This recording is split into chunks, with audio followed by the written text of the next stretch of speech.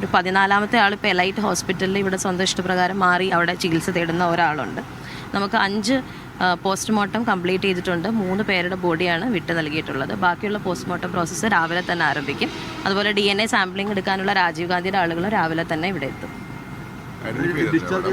Identify ചെയ്തിരിക്കുന്നത് നമുക്ക് 3 bodies ഡിസ്പ്യൂട്ടൊന്നും ഇല്ലാതെ ഐഡൻറ്റിഫൈ ചെയ്ത് നമ്മൾ റിലീസ് ചെയ്തിട്ടുണ്ട്. 2 ഐഡൻറ്റിഫൈ ചെയ്തിട്ടുണ്ട്. ബട്ട് സ്റ്റിൽ അതിൻ്റെ DNA സാമ്പിളിങ്ങിനായിട്ട് നമ്മൾ വെയിറ്റ് ചെയ്യാണ്.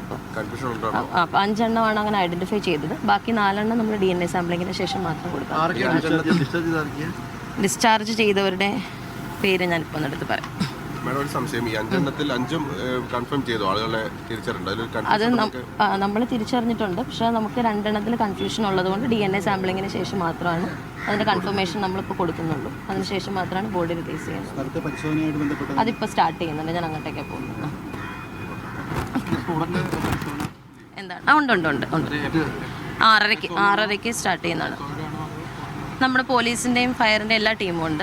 എൻക്വയറിയുടെ ടീമും ഉണ്ട്. ഇന്നലെ പാലക്കാട് നിന്ന് എത്തിയിരുന്നു, എറണാകുളത്ത് നിന്ന് എത്തിയിരുന്നു.